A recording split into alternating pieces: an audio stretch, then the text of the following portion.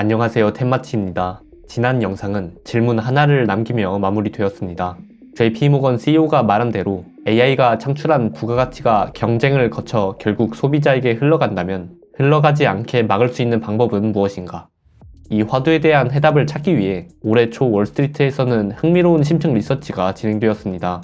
혹시 글로벌 리서치 기관 모닝스타에 대해서 들어보셨나요? 모닝스타는 경제적 해자를 구체적인 등급 체계로 확립하며 명성을 얻은 곳입니다. 실제로 이 모닝스타의 등급 체계를 따르는 ETF도 존재할 만큼 명성이 있는 리서치 기관이죠. 이들은 사회적으로 AI의 영향력이 막대해지자 기술기업 132곳의 경쟁 우위 등급을 전면적으로 재검토했습니다. 결과는 어땠을까요? 놀랍게도 무려 40개 기업의 해자 등급은 강등된 반면 상향 조정된 곳은 단 2곳에 불과했습니다.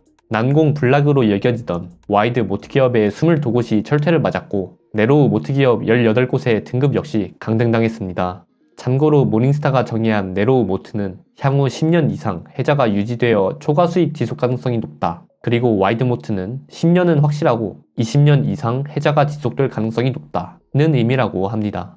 이 40개의 강등된 기업들에는 공통점이 하나 발견되는데요. 바로 이들 중 절반 가까이가 전환비용 해자로 분류되어 있던 회사들이라는 것입니다. 쉽게 말해 고객이 다른 서비스로 갈아타기 번거롭기 때문에 안전하다 라고 평가받던 곳들이 무너진 겁니다. 특히 기술적 번거로움이 전환 비용이었던 기업들, 예를 들어 단순 급여 처리, IT 서비스, 기업용 소프트웨어 등 이러한 업종들이 직격탄을 맞았는데요.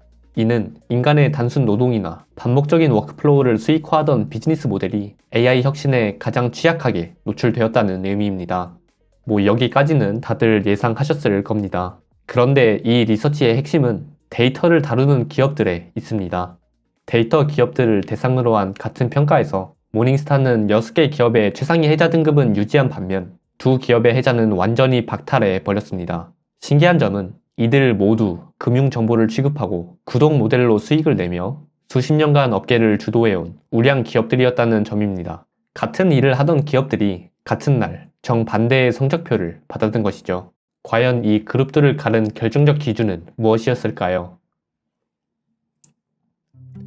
1971년 10월 1일 런던 윈블던의 에키슨 몰리 병원. 한 환자가 낯선 기계 안으로 들어갑니다.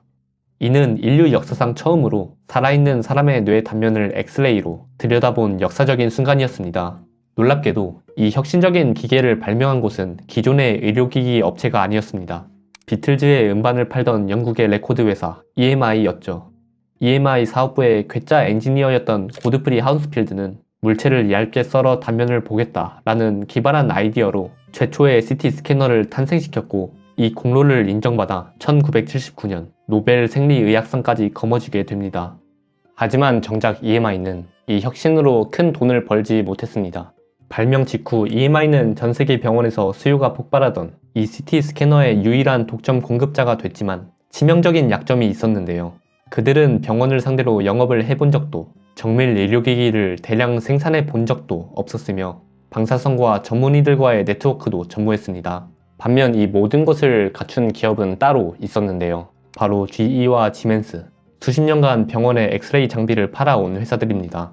이들은 EMI의 CT 스캐너를 분해하고 연구한 뒤 더 나은 모델을 만들고 이를 시장에 공급했습니다. 이들이 가진 강점이었던 이제 병원 영업망 그리고 서비스망을 이용해서 이 시장을 빠르게 잠식해 나갔죠.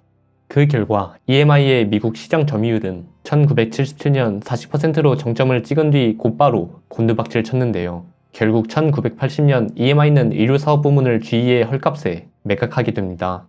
혁신가가 시장에서 퇴장하기까지 걸린 시간은 단 10년도 되지 않았습니다. 발명은 EMI가 했지만 그 엄청난 가치를, 이익을 온전히 소유한 것은 시설과 네트워크를 갖춘 기업들이었습니다. 허무하죠. 그런데 당시 이 아이러니를 유심히 지켜본 사람이 한 명 있었는데요. 바로 버클리 대학의 경제학자 데이비드 티스입니다. 그는 이 사례를 토대로 1986년 혁신가는 왜 자신이 만든 혁신의 과실을 빼앗기는가? 라는 근본적인 질문을 던지며 지금까지도 경영 전략이론의 표준으로 사용되는 한 논문을 발표합니다. 여기에 기술 혁신에서 이익을 보는 기업의 조건이 상세하게 정리되어 있죠. 지금부터는 이를 함께 살펴보겠습니다. 티스는 기업이 혁신으로 이윤을 창출하는 방법을 설명하기 위해 먼저 다음 두 가지 변수들을 정의했습니다. 첫째는 전유체제입니다. 오로지 전, 있을 이유, 독점적으로 소유하다, 혼자서 독점적으로 갖는다 라는 뜻입니다. 이를 개념적으로 풀어보자면 전유체제란 한마디로 어떤 혁신을 다른 사람이 얼마나 쉽게 베낄 수 있는가를 결정하는 외부 환경을 가리킵니다. 쉽게 말해 이 혁신이 얼마나 독점적인지 혹은 범용적인지의 차이라는 것이죠. 이 전유체제는 강한 체제와 약한 체제로 나뉩니다. 강한 체제에서는 혁신가가 혁신에서 발생한 이익 대부분을 스스로 붙잡아둘 수 있고, 약한 체제에서는 경쟁자나 모방자가 빠르게 따라와서 이익이 새어 나갑니다. 이 두 체제의 강도를 결정하는 변수는 다음 두 가지로 나뉘는데요. 첫째는 지식의 성격. 그 혁신에 대한 지식이 문서 또는 특화로 명문화되어 있어 누구나 읽고 복제할 수 있는가, 아니면 암묵적이어서, 즉 경험과 노하우 없이는 재현하기 어려운가 이고, 둘째는 법적 보호장치의 실효성. 예를 들어 특허, 저작권 이러한 것들에 대한 법적 수단이 실제로 모방을 얼마나 효과적으로 막아주는지입니다. 이 두 요소의 조합에 따라 전유체제는 강한 체제와 약한 체제로 나뉩니다. 만약 기술 혁신이 특허가 강하고 또 지식이 암묵적이라면 강한 체제, 반면 누구나 사서 쓸 수 있다면 약한 전유체제입니다. 강한 체제에서는 혁신가가 혁신에서 발생한 이익 대부분을 스스로 붙잡아둘 수 있고, 약한 체제에서는 경쟁자나 모방자가 빠르게 따라와서 이익이 새어 나갑니다. 앞서 예시로 든 CT 스캐너는 약한 전유체제 환경에 놓여 있었습니다. 특허가 약한 데다가 타 기업이 쉽게 따라 만들 수 있었기에 몇 년 만에 복제됐습니다. AI 역시 마찬가지입니다. AI를 도입하는 일반 기업의 입장에선 이 기술은 특정 기업만의 혁신이 아닙니다. 돈만 준다면 어느 기업이나 접근해서 도입할 수 있죠. 만약 이 전유체제가 강하다면 그 자체로 기업은 이익을 독점할 수 있습니다. 하지만 반대로 CT 스캐너와 이 AI처럼 전유체제가 약하다면 그때부터는 디스가 정의한 두 번째 변수를 누가 쥐고 있는지가 이익의 최종 기속을 좌우하게 됩니다. 그 두 번째 변수는 바로 보안 자산입니다. 제조 역량, 유통망, 규제 승인, 그리고 강력한 고객 네트워크 등 이 기술 혁신이 실제 이익으로 바뀌는 데 필요한 모든 것, 즉 혁신을 보완하는 자산들을 의미합니다. CT 스캐너 사례 속에 이제 EMI에게는 없고 GE에게는 있었던 것들이죠. 중요한 것은 시너지 효과와 희소성입니다. 이 기술 혁신과 얼마나 시너지 효과가 발생하고 또 이 보안 자산이 얼마나 희소한지, 즉 만약에 보안 자산이 누구나 구할 수 있는 것이라면 소유를 한다 해도 경쟁 우위가 되진 않습니다. 이 전유체제와 보안 자산 두 변수를 결합한다면 티스가 제시한 핵심 명제가 도출됩니다. 혁신이 누구나 쉽게 모방할 수 있는 환경하에 있다면, 즉 혁신 기술이 전유체제가 약한 환경하에 있다면 그 혁신의 이익은 희소한 보안자산의 소유자에게 흐른다는 것입니다. 이해 가시나요? CT 스캐너라는 혁신은 쉽게 모방이 되는 약한 전유체제 하에 있었기에 희소한 보안자산인 영업망과 서비스망, 그리고 생산망과 네트워크를 모두 다 가진 이 GE에게 혁신의 과실이 넘어갔죠. 첫 번째 변수인 전유체제가 약하다면 핵심은 두 번째 변수인 보안자산의 희소성과 가치에 달려있는 것입니다. 이론 설명이 길었죠. 이제 현실로 돌아와 보겠습니다. 놀라운 점은 이 40년이 넘은 이 프레임워크가 지금도 쓰이고 있다는 점입니다. 바로 AI를 도입하는 기업들 사이에 말이죠. 2026년 5월 글로벌 컨설팅 업체 맥킨지가 발표한 AI 경쟁 우위 보고서에 따르면 맥킨지는 AI 모델 자체는 누구나 돈을 내고 가져다 쓸 수 있는 기술이 되었으므로 지속적인 경쟁 우위가 될 수 없다고 진단했습니다. 그리고 진정한 승패는 경쟁자가 복제하기 힘든, 또 AI에 맞는 그러한 자산들에 달려있다고 주장했습니다. 예를 들어 독점적인 데이터나 통합 메모리 구조를 가진 하드웨어 등이 있겠죠. 이를 티스의 언어로 번역해보자면 현재의 AI 모델 자체는 누구나 돈을 내고 쓸 수 있는 범용적인 혁신, 이 약한 전유체제 하의 혁신이 되었습니다.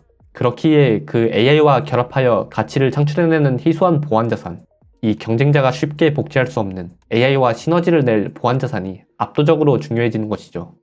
이제 영상 서두에 던졌던 수수께끼로 다시 돌아가 보겠습니다. 똑같이 데이터 기업으로 불리던 8곳의 운명을 극명하게 가른 판별 기준은 과연 무엇이었을까요?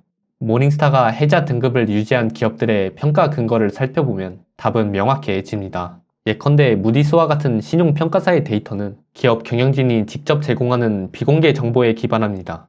베리스크가 보유한 보험 데이터 역시 수많은 보험사들이 수십 년간 자발적으로 시스템에 기여하며 축적해온 방대한 청구와 손실의 기록들입니다. 즉, 이들의 데이터는 외부 시장에서는 구할 수 없는 그들만의 폐쇄적인 그러한 독점적인 원천 데이터라는 점입니다. 매우 희귀하죠. 반면 해자가 강등되거나 박탈된 기업들은 대체로 외부에 흩어져 있는 데이터를 수집해서 가공하는 그러한 모델에 가까웠습니다. 이를 이제 앞서 살펴본 데이비드 티스의 언어로 번역하면 그 의미가 더욱 선명해집니다. 등급이 박탈된 기업들은 보안자산이 누구나 쓸 수 있는 범용적인 자산이었습니다. 반면 등급이 유지된 기업들은 희소성을 갖춘 동시에 AI와 강력한 시너지를 내는 보안 자산을 쥐고 있었죠. AI 기술이 고도화될수록 독점적이고 검증된 원천 데이터에 대한 수요는 폭발적으로 증가합니다. 반대로 그 고유한 데이터 없이는 AI 모델 자체도 차별화된 결과를 도출할 수 없게 됩니다. 그러니까 서로 의존하게 되는 것이죠. 디스는 이를 공전문화 보안 자산이라고 칭했습니다. 결국 진정한 판별선은 데이터에 유무에 있는 게 아니라 그 데이터를 경쟁사가 복제할 수 있는가, 이 희소성에 있습니다.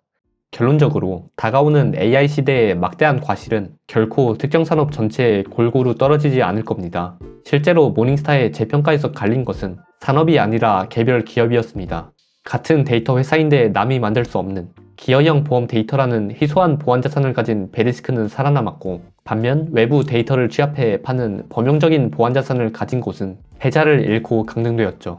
속한 산업의 타이틀이 아니라 그 기업만이 가진 희소한 보안 자산이 있느냐가 차이를 만든 것입니다. 그리고 당연하게도 이 프레임은 이제 여러분이 보유한 포트폴리오에도 적용이 됩니다. 이 리서치에서는 이제 여러분이 보유한 기업이 무엇이든 간에 딱 두 가지 질문만 한번 스스로 해보라고 권합니다.